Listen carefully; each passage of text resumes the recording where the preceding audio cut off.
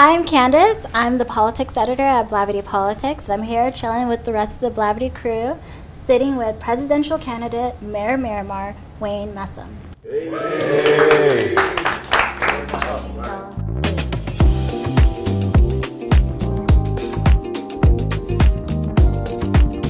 So to kick off the questions, just want to know, you're here at Blavity and we keep it real here, so why are you running for president? Well, as a mayor of a major city in the state of Florida, actually being the son of immigrants, my parents are from Jamaica. My father actually was a contract sugarcane cutter that came back and forth from Jamaica. The labor was so tough to harvest sugarcane, farmers had to import labor from the Caribbean. So my father did that for over a decade, at times working for 75 cents per row of sugarcane. And that's about a quarter mile long.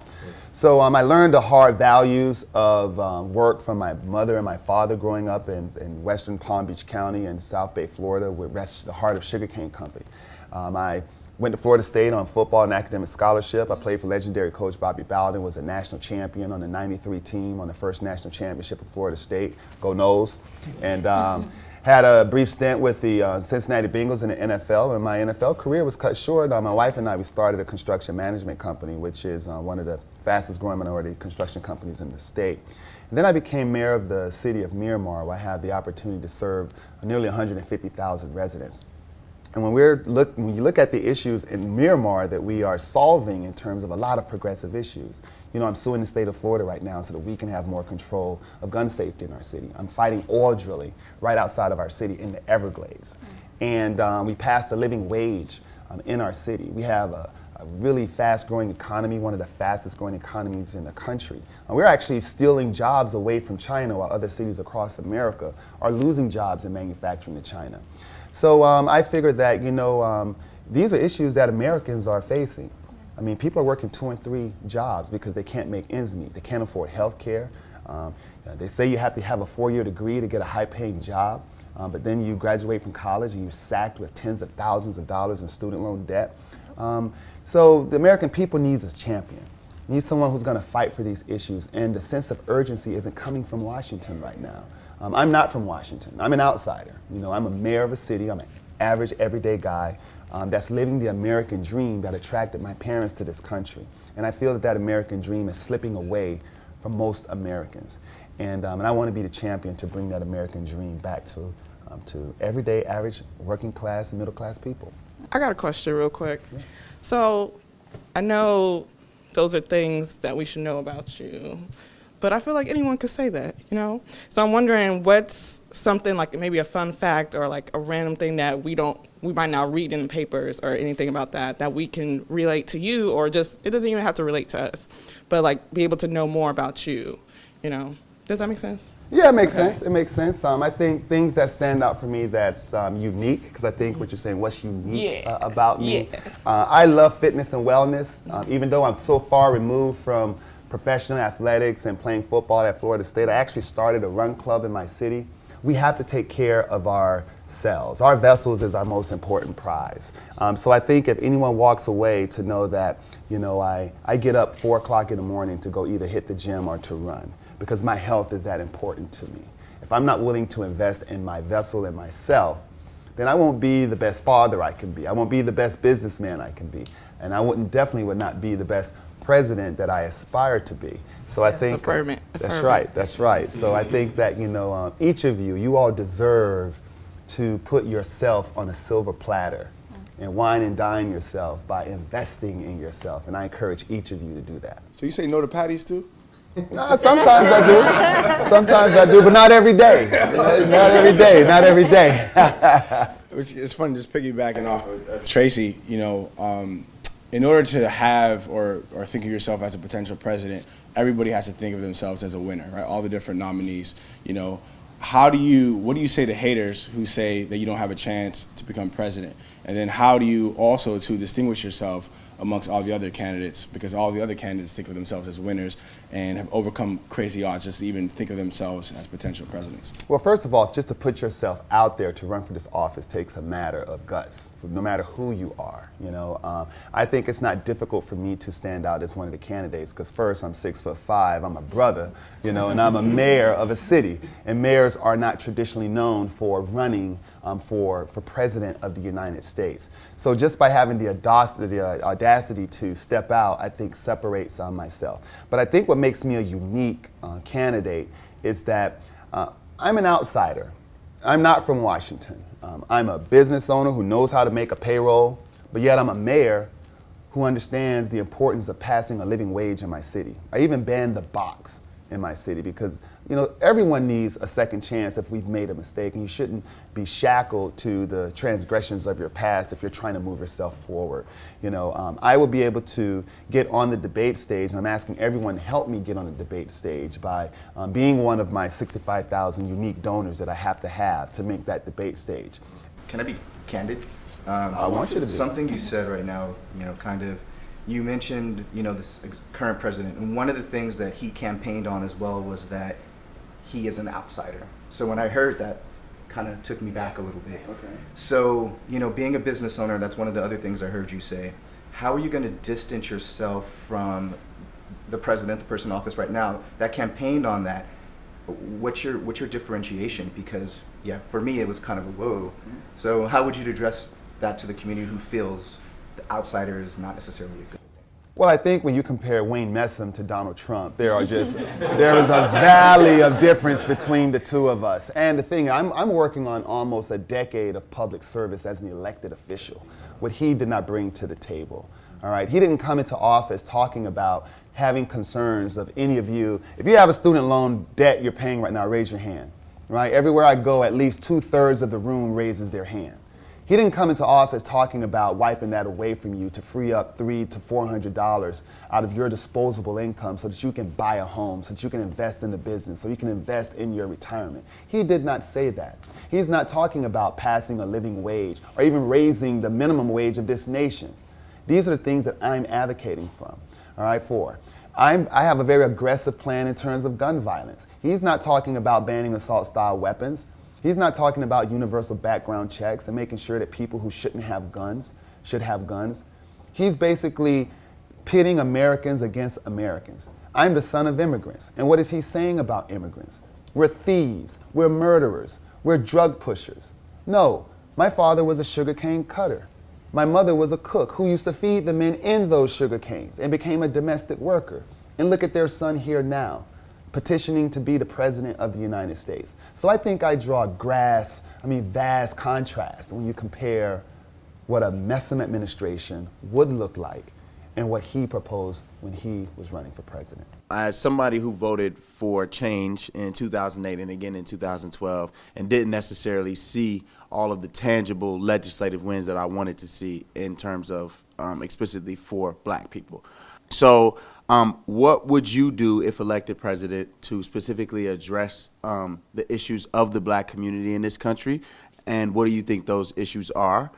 As well as what would you say to those of us who have become a little disenchanted with the political system and don't necessarily want to be involved or maybe a little bit apathetic? Well, what I say, don't let your apathy keep you disengaged.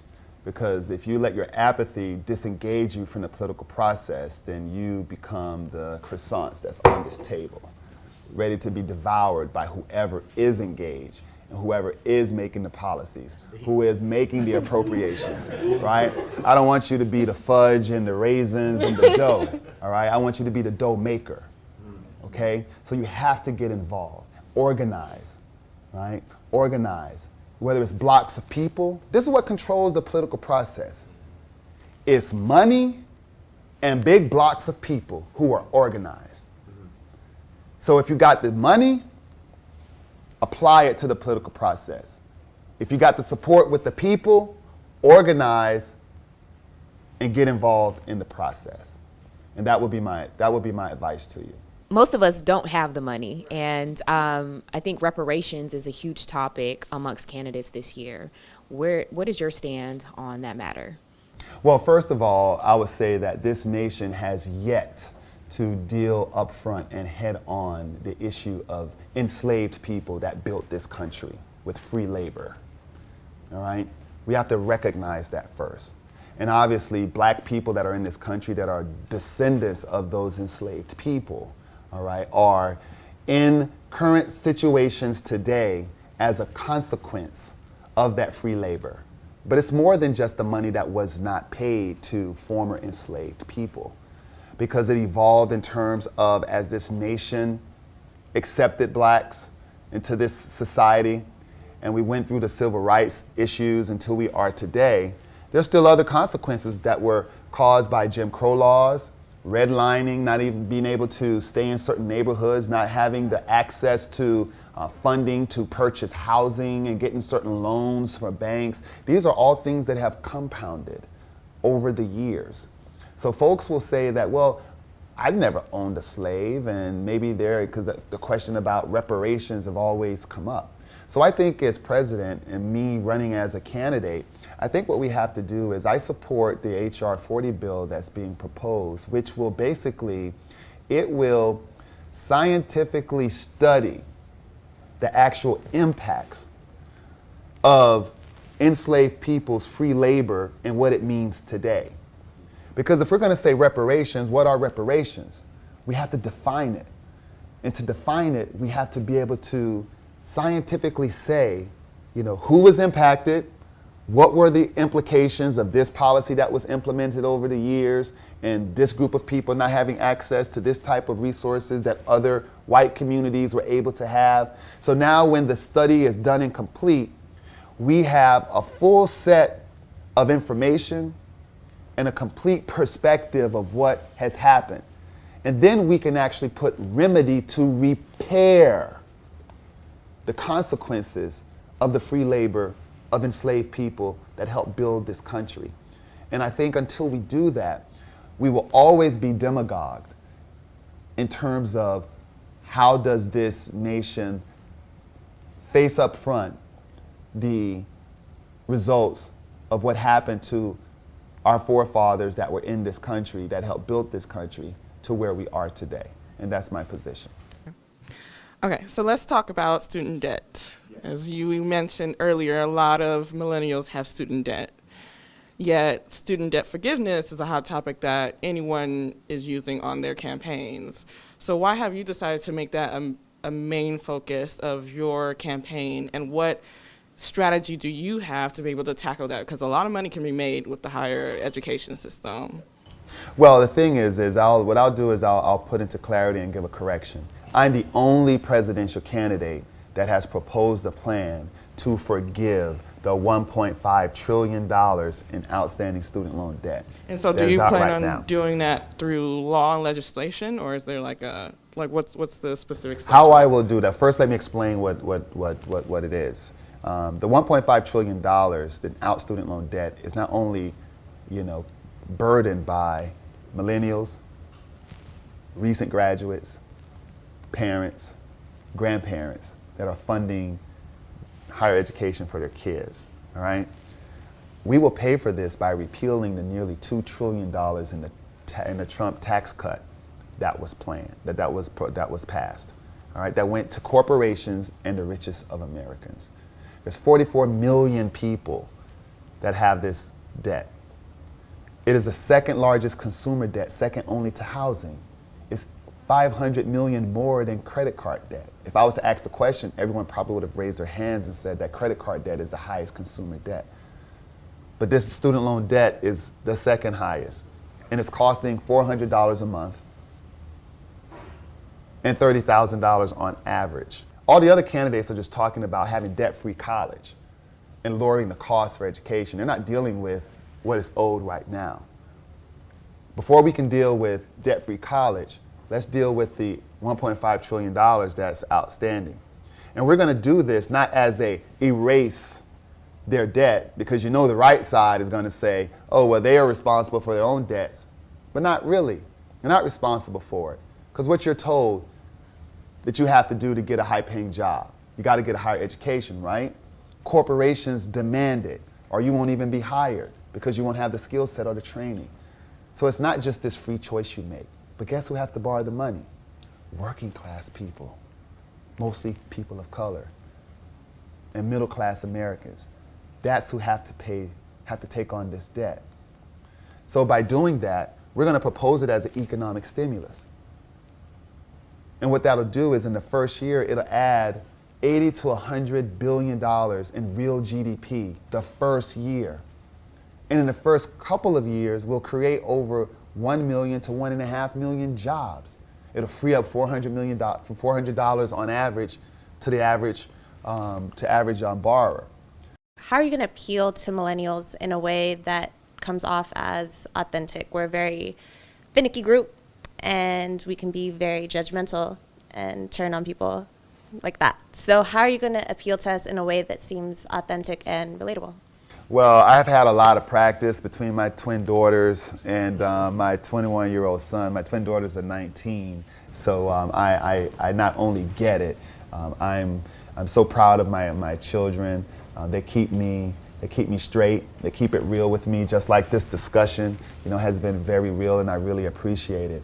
But I think what I think millennials look for, in addition to authenticity, they're looking for someone who they feel will inspire them, that will challenge them to be problem solvers, that will let them know that there is hope, that there is a way for them to achieve what they want to achieve. And as I said before, in terms of being organized and getting involved, and don't let apathy reign, you have more power than you know, especially as a demographic group. Because what I like about millennials, it's not just a black millennial thing or a white millennial thing or a Latino millennial thing. There are so many shared interests among millennials in terms of the viewpoint on climate change, living wage, the economy. And if you all galvanize together, there's strength in numbers. And I'll close with, help me get on the debate stage. Visit WayneForAmerica.com and be one of my 65,000. Thank you for coming.